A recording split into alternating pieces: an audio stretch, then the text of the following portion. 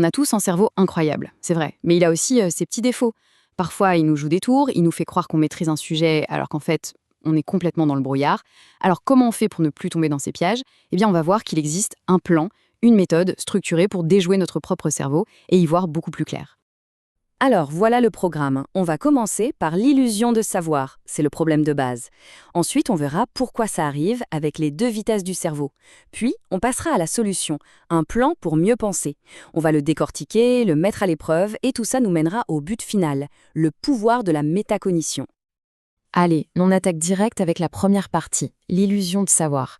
C'est vraiment le cœur du problème, quelque chose que, j'en suis sûre, tout le monde a déjà vécu.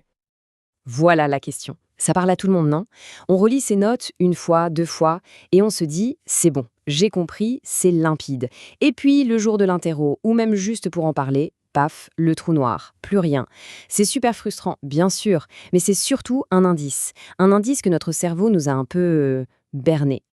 Ce phénomène a un nom, c'est l'illusion de maîtrise.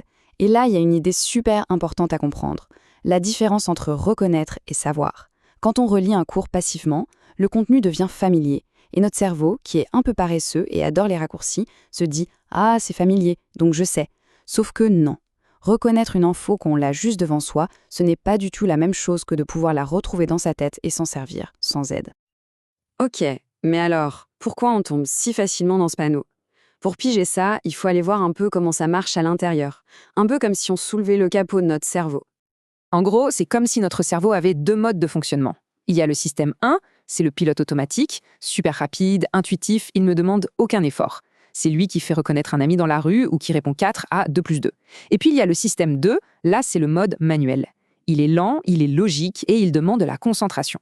C'est celui qu'on utilise pour un problème de maths un peu compliqué. Le truc, c'est que notre cerveau, pour économiser son énergie, préfère de loin rester en pilote automatique, donc en système 1. Et c'est là que ça devient intéressant. Ce pilote automatique, le système 1, il a des sortes de bugs, des réglages par défaut qui ne sont pas toujours parfaits. C'est ce qu'on appelle les biais cognitifs. Ce sont des raccourcis mentaux qui sont utiles la plupart du temps, mais qui, parfois, nous font faire des erreurs de jugement. Toujours les mêmes. Et l'illusion de maîtrise, eh bien, c'est justement un de ces fameux biais. Bon, on a vu le problème, on a vu comment il fonctionne. Maintenant, la question, c'est comment on fait? Comment on force notre cerveau à passer en mode manuel quand on en a vraiment besoin? L'idée de base, elle est assez simple en fait. Quand il s'agit d'apprendre sérieusement, on ne peut pas se fier à son intuition, à son pilote automatique. Il faut une méthode, une sorte de checklist qui va nous forcer à appuyer sur le bouton Système 2 et à activer notre pensée logique. Et ce plan, le voici. C'est une structure en 10 points, pensée pour vraiment construire une compréhension solide sur n'importe quel sujet. Chaque étape a un rôle bien précis. C'est un peu comme des garde-fous sur une route de montagne. Ça nous empêche de sortir de la piste et de tomber dans les pièges de notre pensée automatique. C'est vraiment l'outil qu'on va utiliser maintenant.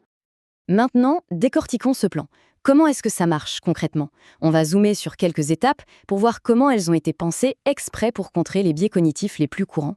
Il faut bien comprendre que ce n'est pas juste une liste de choses à faire. C'est une séquence logique, un véritable antidote contre les erreurs par défaut de notre fameux système 1. Premier exemple concret, l'effet Dunning-Kruger. C'est un peu l'illusion de maîtrise, mais en version extrême. Le paradoxe, c'est que ce sont souvent les gens les moins compétents sur un sujet qui sont les plus convaincus de le maîtriser. Et pourquoi? C'est assez fascinant. Les compétences qu'il faut pour être bon dans un domaine sont exactement les mêmes que celles qu'il faut pour se rendre compte qu'on n'est pas bon. Du coup, ils sont doublement piégés. Alors, comment le plan nous aide avec ça? Grâce à l'étape 6, identifier l'erreur fréquente.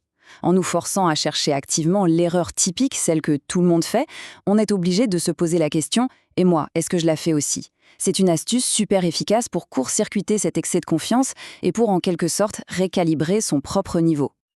Allez, un autre grand classique des pièges mentaux, le biais de confirmation. Celui-là, il est redoutable. Notre cerveau, il déteste avoir tort. Du coup, qu'est-ce qu'il fait? Sans même qu'on s'en rende compte. Il va chercher et surtout donner beaucoup plus d'importance à toutes les infos qui confirment ce qu'on pense déjà. Et tout ce qui pourrait contredire nos croyances, hop, ignorer ou minimiser. C'est exactement ça. On a tendance à ne voir que ce qui va dans notre sens. Le plan, lui, il nous aide à contrer ça avec l'étape 9, cas nouveau à résoudre.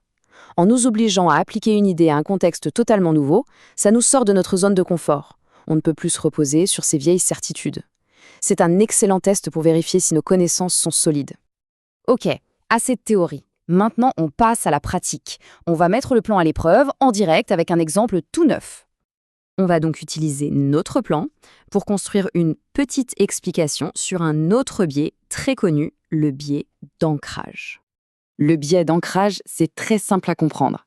C'est quand la toute première information qu'on reçoit sur quelque chose, qu'on appelle l'encre, influence de manière énorme toutes nos décisions par la suite, même si cette première information n'a aucun sens. Alors, voyons comment le plan nous aide à structurer ça. Premier point, le hook. Ce produit à 150 €, barré, vendu 99 €. Pourquoi ça nous paraît tout de suite être une super affaire? Deuxième point, le mécanisme. C'est simple. Le premier prix, 150 €, agit comme une encre dans notre esprit. Et par comparaison, 99 € semble tout de suite beaucoup moins cher. Troisième point, l'erreur fréquente. C'est de croire que le prix de départ, l'encre, est objectif, qu'il représente la vraie valeur, alors que souvent, il est juste là pour nous influencer. Et enfin, le cas nouveau pour voir si on a bien compris. Comment ce biais peut affecter une négociation de salaire, ou pire, un diagnostic médical. Et cet exercice, il nous amène au but ultime de toute cette démarche. Parce qu'au fond, l'idée n'est pas juste de collectionner des connaissances sur les biais cognitifs, mais de développer une compétence beaucoup plus importante. Et cette compétence, c'est la métacognition. Ça a l'air compliqué comme mot, mais ça veut juste dire penser à sa propre façon de penser.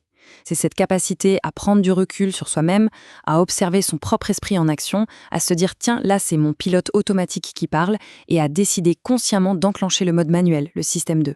C'est ça le vrai super pouvoir pour apprendre plus efficacement. Et pourquoi c'est si important? Parce que la métacognition, ça mène tout droit à l'autonomie.